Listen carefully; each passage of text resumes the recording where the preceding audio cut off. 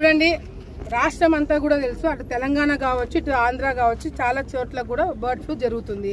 చాలా చోట్ల కూడా మీరు చికెన్ కొనకండి, తినకండి అని చెప్పి చెప్తున్నారు. అటువంటి సమయంలో ఆలగడ్డలో కొన్ని షాపులు చచ్చిపోయిన కోళ్లను తీసుకొచ్చి దాన్ని కట్ చేసి హోటల్స్కి దానికి సప్లై చేస్తున్నారు, మాస్గా ఇస్తున్నారు.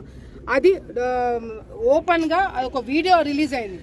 ఒక వీడియో కొన్ని ఛానల్స్లో రావడం వల్ల ఆ వీడియోని బేస్ చేసుకొని కమిషనర్ గారు ఎంక్వైరీ చేయడం జరిగింది. శాంపిల్స్ విజయవాడకు పంపించారు. ఆ విజయవాడలో శాంపిల్స్ హ్యూమన్ కన్సంప్షన్కి అన్ఫిట్, అంటే ప్రజలు దాన్ని తినకూడదు, అట్లాంటి చికెన్ తినకూడదు అని చెప్పి ఒక సర్టిఫికేట్ ఇచ్చినారు. అది బేస్ చేసుకొని చికెన్ షాపులు క్లోజ్ చేయడం తప్పంటున్నారు కదా సాక్షి వాళ్ళు. ఇప్పుడు తీసుకుపోయి ఇళ్ళ కాడ వండుకొని తినమని చెప్పండి.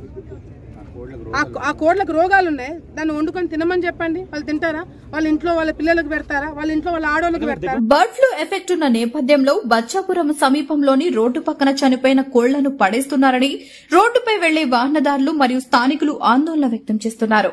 అదే రోడ్డులో విద్యార్థులు చదువు నిమిత్తమై రాకపోకలు సాగిస్తుంటారని, వాటి వల్ల రోగాల బారిన పడే అవకాశం ఉందని, ఇలాంటి ఘటనలు పునరావృతం కాకుండా చూడాలని కోరుతున్నారు. పక్కనే కాలువ, అదే కాకుండా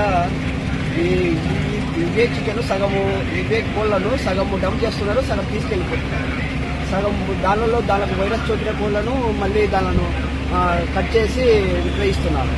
ఇది ఒక ఆలగడ్డ పట్టణము, ఆలగడ్డ మండలమే కాకుండా చనిపోయినటువంటి కోళ్లను మామూలుగా అయితే నిబంధనల ప్రకారం